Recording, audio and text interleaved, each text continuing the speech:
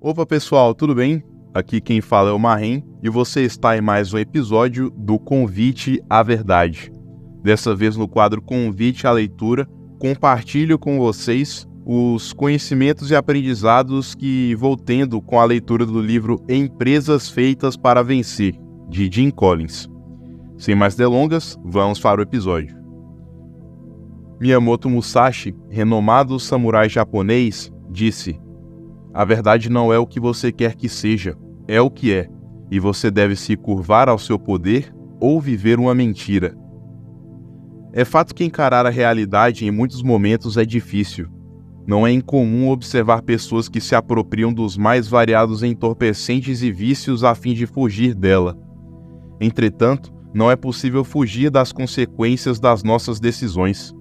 Por isso, encarar a verdade da forma como ela é e buscar maneiras de resolver os problemas ativamente é sempre a alternativa mais ideal. É assim em nossas vidas, é assim nas empresas também.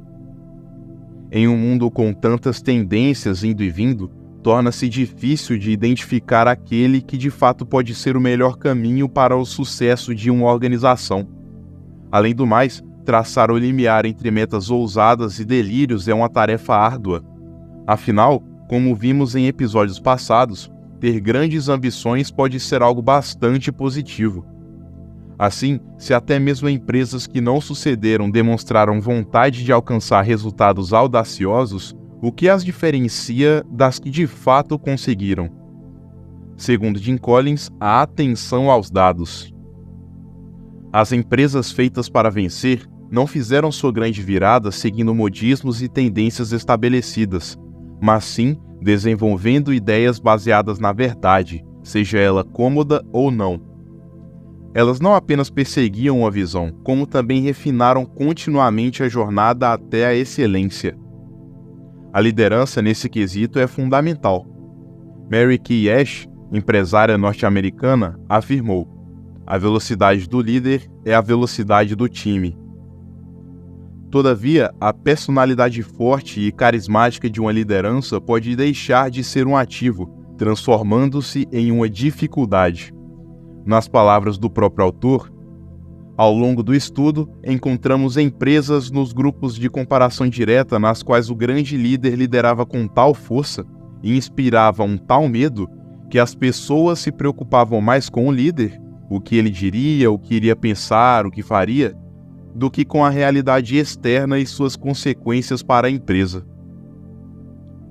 O abismo entre o alto escalão e o resto do time apenas distancia a direção de uma empresa de sua realidade. Felizmente, tendo atenção e consciência de seu impacto na organização, uma liderança é capaz de superar os riscos de sua personalidade, cercando-se de pessoas capazes de lhe apresentar os fatos em suas mais puras concepções.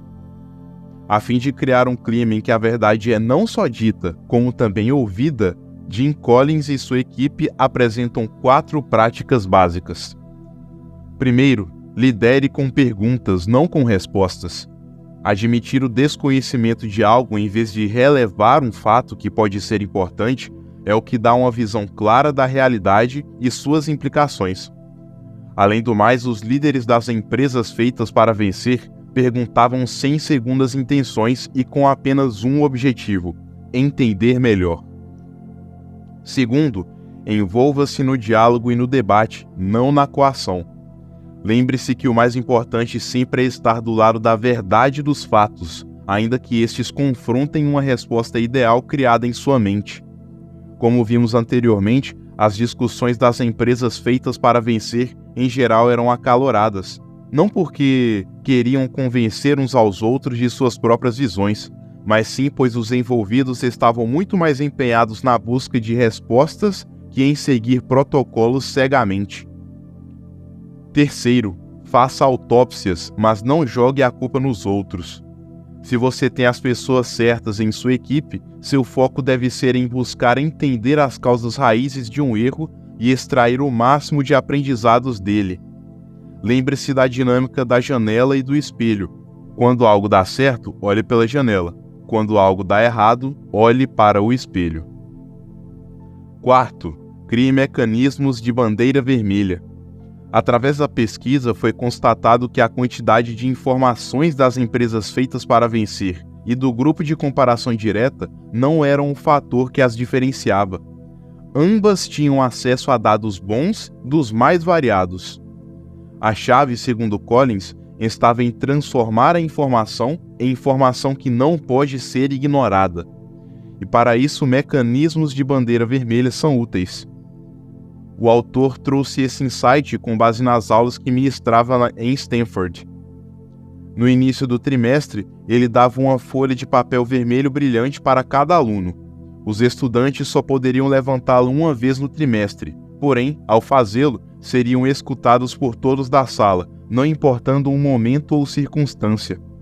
Não precisariam esperar todo o período para falar o que pensavam, simplesmente poderiam fornecer um pensamento ou feedback no momento em que lhes fosse oportuno. Assim, o mecanismo de bandeira vermelha representa um meio pelo qual você pode tirar insights e feedbacks o quanto antes, para recalcular a rota e fazer ajustes rápidos antes que o problema cresça. Mecanismos assim podem ser empregados nas mais variadas áreas de uma organização. Uma empresa que coleta a avaliação do cliente apenas após sua jornada, por exemplo, saberá se tem um promotor ou um detrator da marca apenas ao final do processo. Meios de medir a satisfação do comprador antes que isso aconteça fornecerão ideias para fidelizá-lo antes de perdê-lo. Seguir essas práticas definitivamente criará uma cultura empresarial centrada na verdade. Porém, isso ainda não é o bastante. É preciso encará-la com uma fé inabalável, que moverá todos na busca de uma maneira de vencer, não importando a quantidade de tempo que isso leve. Nas palavras de Collins, na hora de enfrentar a dura realidade dos fatos, as empresas feitas para vencer se tornaram mais fortes e flexíveis, não mais fracas e desanimadas. Essa dualidade do pragmatismo aliado à fé e compromisso de alcançar a excelência foi nomeada como o paradoxo de Stockdale pelo autor. Jim Stockdale foi um militar preso e torturado diversas vezes ao longo de 8 anos durante a Guerra do Vietnã. Mesmo em um cenário árduo, ele criou diversas estratégias para manter a si e a seus colegas vivos. Em uma conversa com Jim Collins, ele fala sobre como os otimistas eram os que costumavam perecer naquela situação árdua. Sua história nos ensina como devemos manter a fé de que iremos vencer no final, independentemente das dificuldades e, ao mesmo tempo, enfrentar a realidade nua e crua da atual situação, seja ela qual for. Esse é o conceito-chave para a boa tomada de decisões. É assim em nossas vidas. É assim nas empresas também. É isso por hoje, pessoal. Espero que tenham gostado. Qualquer feedback é só escrever na caixinha abaixo. Sugiro que avaliem o podcast e sigam, caso gostem desse tipo de conteúdo. Muito obrigado pela atenção e até a próxima.